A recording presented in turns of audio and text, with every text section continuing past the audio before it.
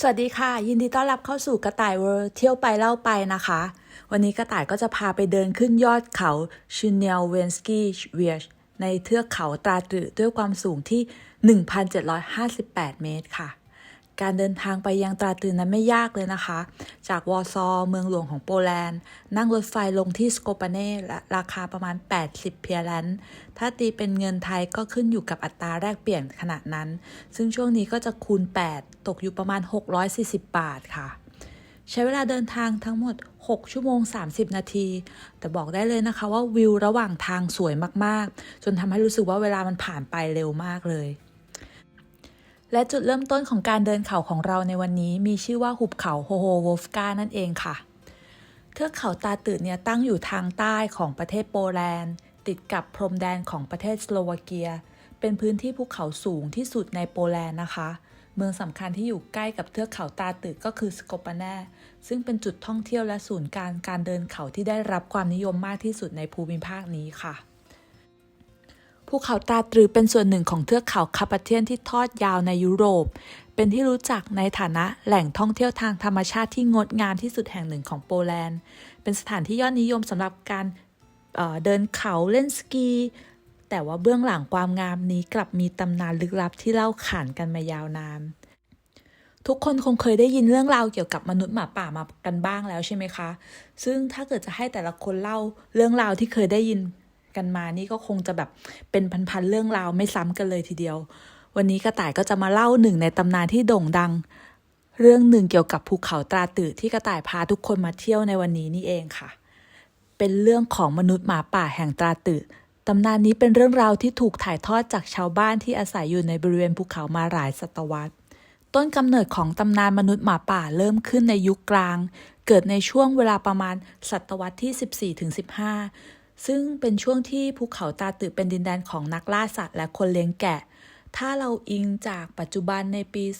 2024 ก็หมายความว่าเรื่องราวของตำนานมนุษย์หมาป่าเนี่ยมีอายุมากกว่า 500-600 ปีมาแล้วเรื่องราวมีอยู่ว่ามีคนเลี้ยงแกะคนหนึ่งชื่อวอเชอร์เป็นที่รู้จักกันดีในหมู่ชาวบ้านว่าเขาเป็นนักล่าที่มีฝีมือมากแต่กลับมีนิสัยที่โหดร้ายและไม่เคารพต่อธรรมชาติวอเชอร์มักจะล่าสัตว์โดยไม่คำนึงถึงจำนวนการออกล่าสัตว์ของเขาแต่ละครั้งคือล่าให้ได้มากที่สุดเท่าที่จะทำได้และก็ใช้วิธีการที่โหดเหี้ยมเช่นการดักล่าโดยการวางกับดักทั่วป่าแม้แต่สัตว์ที่ใกล้จะสูญพันธุ์ก็ไม่รอดพ้นจากการล่าของเขาคืนหนึ่งในฤดูหนาวอันเย็นยะเยือกวอเชอร์ได้ออกล่าและเจอเข้ากับหมาป่าขาวตัวหนึ่งชาวบ้านที่อาศัยอยู่ใกล้ภูเขานี้จะมีความเชื่อที่ฝังรากลึกเกี่ยวกับหมาป่าขาวตามตำนานท้องถิ่นหมาป่าขาวถือเป็นสัตว์ศักดิ์สิทธิ์และเป็นสัญลักษณ์ของความสงบสุขในป่าชาวบ้านเชื่อว่าหมาป่าขาวมีความสัมพันธ์กับพลังธรรมชาติและพูดป่าและเชื่อว่ามันเป็นผู้พิทักษ์ป่าตราตรึให้คงอยู่ในความสมดุลหนึ่งในตำนานที่เล่าขานในหมู่บ้านใกล้ภูเขาตาตือคือการพบเห็นหมาป่าขาวในช่วงเวลาสำคัญเมื่อใดที่ชาวบ้านเผชิญกับโรคระบาดหรือภัยธรรมชาติพวกเขามักเชื่อว่าหมาป่าขาวจะปรากฏตัวเพื่อฟื้นฟูความสมดุลในป่าและขับไล่พลังชั่วร้ายออกไปมีเรื่องเล่าว่าหมาป่าขาวได้ช่วยชีวิตเด็กที่หลงทางในป่าโดยการนำทางพวกเขาไปสู่ที่ปลอดภัยซึ่งทำให้ชาวบ้านเนี่ยเคารพหมาป่าขาวในฐานะวิญญาณแห่งป่าแต่ทว่าวอเชอร์ผู้นี้ก็ไม่รู้ว่าหมาป่าขาวที่เขากำลังไล่ล่าอยู่นั้นไม่ใช่หมาป่าธรรมดาแต่มันคือสัตว์ศักดิ์สิทธิ์ที่มีความสัมพันธ์กับเวทมนต์โบราณนี้หลังจากที่เขาฆ่าหมาป่าขาวชาวบ้านเริ่มสังเกตเห็นความเปลี่ยนแปลงที่น่ากลัวในตัวเขากลายเป็นคนที่ไม่สามารถควบคุมตัวเองได้และมีความกระหายในการล่ามากขึ้นทุกวันและตัวของวอเชอร์เองก็รับรู้ว่ามีบางสิ่งบางอย่างผิดปกติเกิดขึ้นกับตัวเขาเริ่มมีอาการแปลกประหลาดเขารู้สึกเจ็บปวดอย่างหนักในยามค่ำคืนกระวนกระวายและในคืนที่พระจันทร์เต็มดวงเขาได้แปลงร่างเป็นมนุษย์หมาป่าที่ดุร้ายร่างกายของเขากลายเป็นสัตว์ป่าที่น่ากลัวมีฟันแหลมคมและดวงตาดุดันสีแดงกล่ำเรืองแสง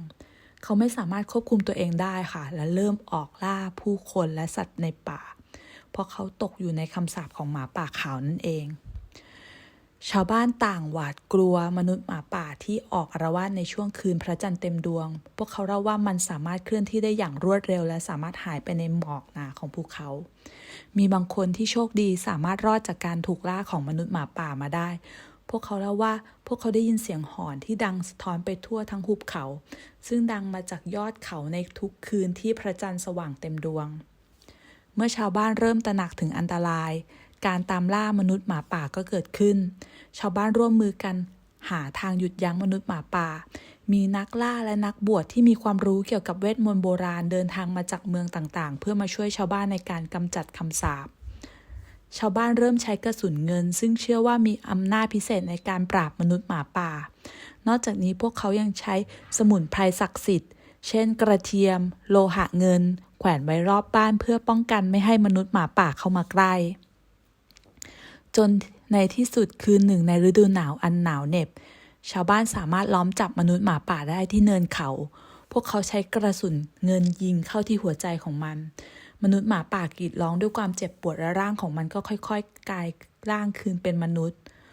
โวเชอร์เสียชีวิตในคืนนั้นและชาวบ้านก็ได้ฝังร่างของเขาไว้ในป่าลึกโดยหวังว่าคำสาปนั้นจะหมดสิ้นไป แม้ว่าโวเชอร์จะถูกฆ่าและคำสาปของเขาถูกขจัดไปแล้วแต่ตำนานเกี่ยวกับมนุษย์หมาป่าแห่งตราตือยังคงถูกเล่าขานกันมาจนถึงปัจจุบัน ชาวบ้านบางคนเชื่อว่าคำสาปของหมาป่าขาวยังคงมีอยู่และในบางคืนที่พระจันทร์เต็มดวงคนที่เดินทางผ่านภูเขาตราตืออาจจะได้ยินเสียงหอนที่น่ากลัวซึ่งสะท้อนมาจากยอดเขาลงมาและบางครั้งยังพบรอยเท้าขนาดใหญ่ของสิ่งมีชีวิตลึกลับที่ไม่ใช่หมาป่าธรรมดาผู้คนที่อาศัยอยู่ในเขตภูเขาตราตือยังคงระมัดระวังในคืนที่พระจันทร์เต็มดวงและบางคนยังคงเชื่อว่ามนุษย์หมาป่ายังคงเฝ้ามองอยู่ในเงามืดของภูเขานี้ต้องบอกว่าตำนานมนุษย์หมาป่าแห่งตาตือเป็นเรื่องราวที่สะท้อนถึงความเชื่อโบราณและความกลัวในสิ่งลี้ลับของชาวบ้านในภูมิภาคนี้ตำนานนี้ยังคงเป็นส่วนหนึ่งของวัฒนธรรมท้องถิ่นและเป็นที่เล่าขานในหมู่นักเดินทางและชาวบ้านที่อาศัยอยู่ในบริเวณภูเขาตาตือและสำหรับการเดินเขาในทริปนี้ก็ใช้เวลาประมาณ11ชั่วโมงนะคะบอกเลยว่าคุ้มค่าเหนื่อยมากๆกับฟิลที่กระต่ายได้โชว์ให้เพื่อนๆได้เห็น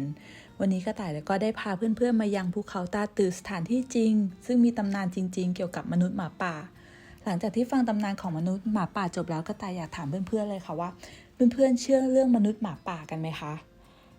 ถ้าใครอยากพิสูจน์ลองมาเที่ยวที่ภูเขาตาตือช่วงคืนพระจันทร์เต็มดวงกันดูนะคะเผื่อจะได้เจอมนุษย์หมาป่าในตำนาน